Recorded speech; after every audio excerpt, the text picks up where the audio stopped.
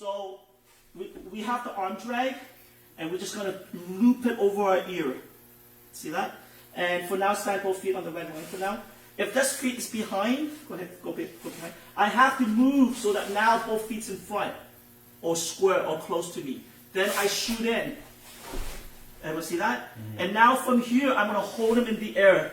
So if I can hold him like this, like a fireman, like I'm rescuing people out of a fire burning building, it means I can stabilize him. So the first skill set is stabilization. Now the next skill set is a tilting motion. Now if I just tilt from here, I'll back off me for a second. Notice I can only go so far before what happens? I fall over, which is not good because I'm not controlling the motion. So I got to decompress this angle. So how do you decompress this angle? Instead of bringing your knee to here, you slide onto your thigh. Now my elbows can go down. And see how where my elbows rested? It's really close to me because we want to draw a circle. If our elbow is out here, it ends up in what shape? A square. Everyone got that? So watch again. So if the feet is behind, what do? We somehow work it so that the feet is what? Forward. This is the feet I want to attack. Now I shoot in. Now this knee, instead of coming to here, it does what? Just slides through. Because if it comes to here, then I have to cut out. It's too much work. So I do what? Here. Then I roll my pinky toe over so that I'm laying on my side. Your partner needs to tuck in his chin or else he's going to collapse hard into the floor. Okay, now look at my elbow joint. It's really close to my thigh. Everyone see that? Okay, so this is one of the first throw I would start doing when I was doing judo when I was a blue belt. So we're here, we might move. Here, if I'm here, I can still do it. I have to do what now? Okay? Or I go right into it. So, for now, your partner could stand in a square stance, or your partner can have one foot back, have that one foot back, and we're going to move around until that foot is forward. Everyone got that? So let's just say I can't do the Kata-Guruma because I feel hard. I feel like this is like hard on me. What I can do is I can start bringing him down. Okay, but it's a good first bullet. Okay? Okay, second variation is I do the move. Okay? And I'm here. Let's turn this way toward the camera because I have a bad knee. And I'm here. And instead of collapsing now, I bring this foot forward. And we'll see what I just did. So now, instead of collapsing, I do what? And I chuck them forward. Yeah. Does the second variation have more effectiveness, or is it just another variation of a different setup? Okay, good question. He grabs my collar. Notice which variation in this case should I do. The first one. He grabs my collar, I slide into third base. Everyone got that? Is it because he's already coming towards you? Yes. The second variation is when you went in and for a split second you felt force on force, or you felt like you were in a T position.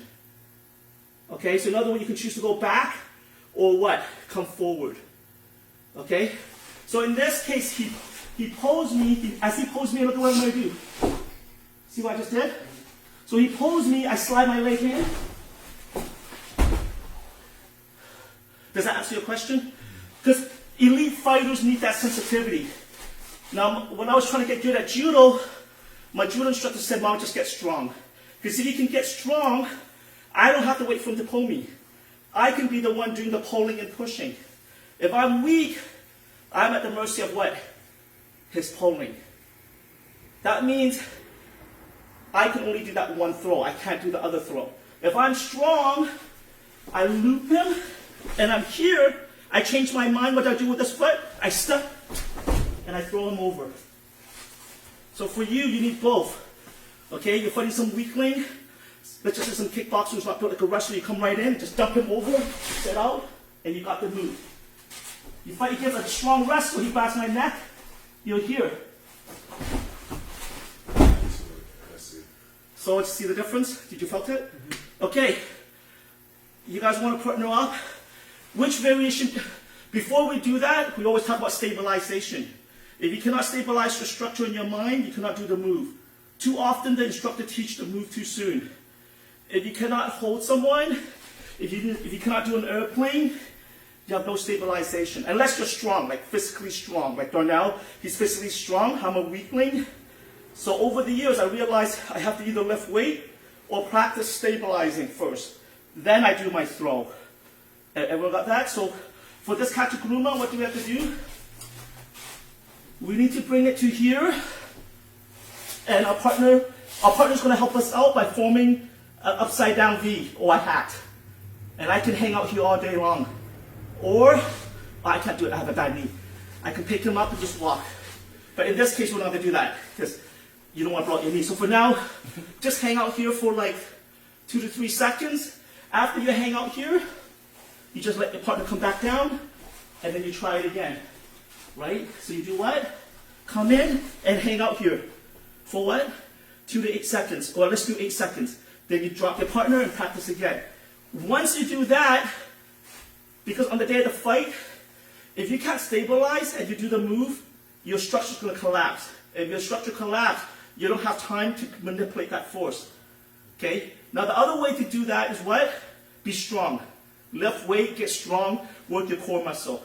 And this is why elite athletes have to what? Work out. Yep. But if you get good at doing it against people heavier than you without being strong enough, then you're not using as much energy to do that, and that's better like in the fight in the long run, right? It is, but for a small window of fight, there's that one, if you analyze the movement, let's just say the movement takes 3 seconds to do, or 2 seconds to do, that move takes, if you time lapse it, put it in a video camera, and put it in a video editing software, for that duration of that move, during that cycle of that move, that phase of that move, there's a stabilization process. And if you cannot stabilize, you cannot manipulate that throw. So for example, just come toward me. Okay, right here, I push him away, I can't do my tomonagi. He comes toward me and I bend my knees, I can't do my tomonagi. This is the tomonagi right here. And tucking his chin, and I did it wrong because I went off to the wrong side. Okay, but I was almost there. So what do I have to do? I have to practice stabilizing and then slowly come on top. And now I have my arm bar.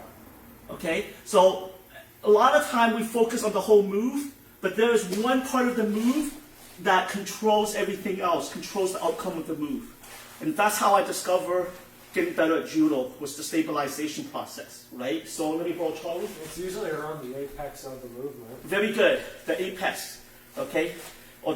So we're here, I have my hip throw, I grab, okay? And see he's too tall for me, so I have to do it. There was no floating on my hip. Let's do it again. Right here. Now, I can do it. If I can't hold him in the air, I cannot do my judo throw. So over the years, I figured out a shortcut, which is what? The stabilization process. So now, I practice holding him in the air, then I just keep on traveling, and then I can do Okuruma, flipping in midair. Okay? Does that help you guys? Like, I basically figure out a hack to get yourself better. So one of the hacks, get strong by lifting weight and doing exercise that build muscle and core movement around that move. Or, if you're too lazy to lift weight, you practice that move and find the stabilization part of that move and learn to hang out there. Hang out in that neighborhood. Everyone got that? Finally, if you're an elite athlete, you have to do both. You have to lift weight, get super strong, and get into the habit of holding someone and then doing it. Does that help you a little bit? By just understanding these two concepts, you're going to learn the move so much faster. That means you don't have to practice it 500 times. You only have to practice it 200 times. Does that help you, Zach? Okay, let's quickly review again. Sorry. I just can't. One more time, guys. We're going to practice what? For training, our partner is going to be both feet on this red line. After you guys get bored with that, have your partner's feet go back, 1 foot, you're going to pull him, so it's what? Both feet on the red line. You're going to shoot in, and you're going to do what? Stabilize. After you stabilize, drop him off. Your partner can practice or you can practice.